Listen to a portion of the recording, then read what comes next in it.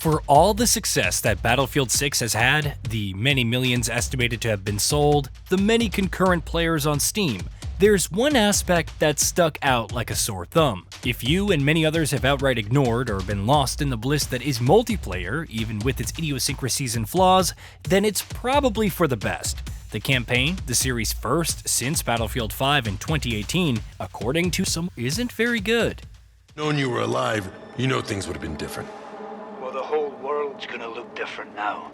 Just takes a little shake of perspective. Once you see the US of A from the outside, you see it's not at the heart of anything, it just eats everything. Oh yeah? So you're gonna replace it with what? Huh? It's ironic in a way. Battlefield 2042 received extensive criticism for dropping any semblance of a story mode and still charging $70 for it. Along comes Battlefield 6, the biggest title in the franchise, and it's receiving flack for what's essentially a dull campaign. Boiling down the argument into damned if you do, damned if you don't is easy enough, but the point still stands. Whether Electronic Arts included it or not, the campaign should be fun. So, is it? As the saying goes, your mileage will vary. When matched against other memorable first-person shooter campaigns over the past few years, Battlefield 6 definitely falls short.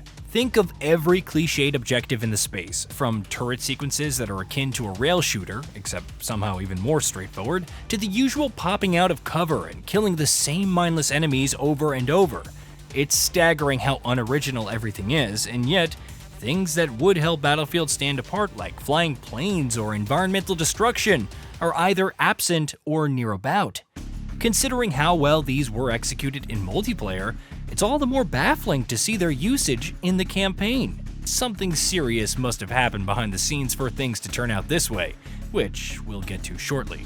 However, from a core gameplay perspective, Battlefield 6's campaign is competent. It offers a solid introduction to the different weapons and classes. If this is your first time with a proper Battlefield title, then it does a decent job of demonstrating what each class excels in.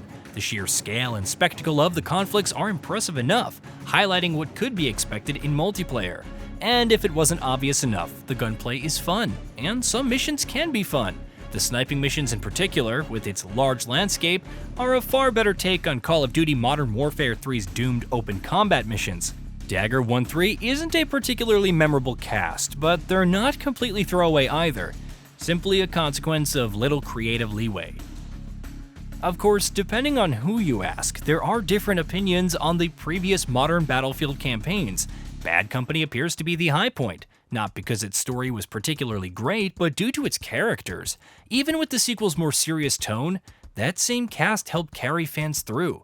Compare this to Battlefield 4, which some consider a more well-put-together campaign, but others fault for its lack of memorable characters or a generic story. For some, Battlefield 4 is pretty forgettable, even if it isn't outright bad.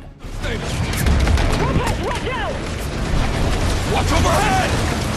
Not gonna make it!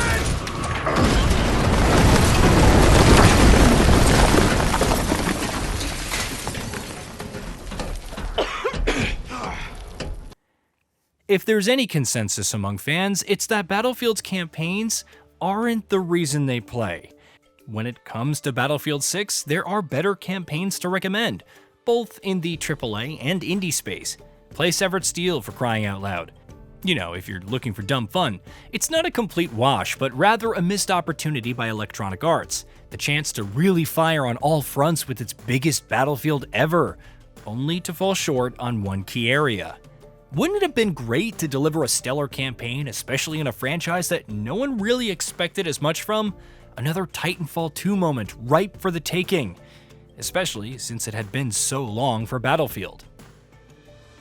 Sadly, despite its best intentions, things didn't go exactly as planned. As reported by Ars Technica back in July, they highlighted the campaign's troubles, especially when Ridgeline Games was in charge. The studio allegedly lacked internal reviews or offered check-ins on its progress while increasing the team size and, as one source put it, reallocating funds, essentially staff months, out of our budget.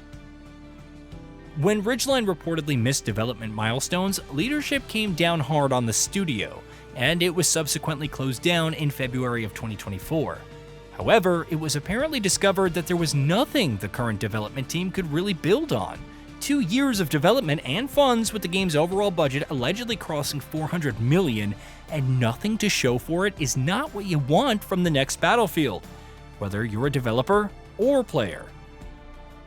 Criterion, DICE, and Motive were thus in charge of creating the campaign and had to reportedly start from scratch. By this past July, as multiplayer reportedly reached alpha status, the campaign was noted to have been significantly behind. With pressure already so high, it's perhaps unsurprising to hear reports of tension between the collective Battlefield studios. It's probably a miracle that Battlefield 6 had a campaign at all. What would have happened if its developers had impacted multiplayer, even post-launch plans? You'd then have a product that excelled in neither. Fans could likely forgive a boring single-player experience, but another failure in multiplayer? No chance. Electronic Arts also knows what brings in the big bucks, and that's the live service tail. Whether the campaign turned out brilliant or not, it's ultimately multiplayer that matters most. At the end of the day, I can sympathize with the development team and the troubles that they had to deal with. In the same sense, I can't really blame anyone who doesn't like the campaign and wants everyone to know just how underwhelming it is, since they're still spending $70 on the total package. Of course, by now, it should be plenty obvious what the best aspects of Battlefield 6 are and why you should play it. Completely ignoring multiplayer and bemoaning the lackluster single player is just as annoying as hand-waving the campaign's quality, because that's just how Battlefield has always been. The real question is, where does the franchise go from here? In the short term, the current NATO vs. Pax Armada conflict will doubtless serve to expand on the other different maps and scenarios offered to players. It's unlikely this story will advance or have a definitive end as long as there's new content. Battlefield Studios could throw in a third faction for a bit of tomfoolery, but that's about it. For those expecting Battlefield to square up against other shooters in the campaign space, it's clear that isn't a priority. The conflict between the two shooters is fun and all, but if Battlefield 6 is any indication, DICE is set on how it wants to handle the franchise, and that's by focusing on everything special about it. And while I wouldn't mind a memorable campaign or solo experience with the same class-based mechanics, dynamic destruction, and various vehicular scenarios thrown in, and I suspect hundreds of thousands, if not millions, are more than happy to forego all of that if multiplayer continues to receive support. Could that change down the line? Sure, but in the here and now, Battlefield is back, and most importantly, it's fun in all the ways that matter most. Hey, did you know that we at GamingBolt upload new videos every day? Stick around, drop a like, subscribe, and hit that bell. And let us know what kind of content you'd like to see in the future with a comment below.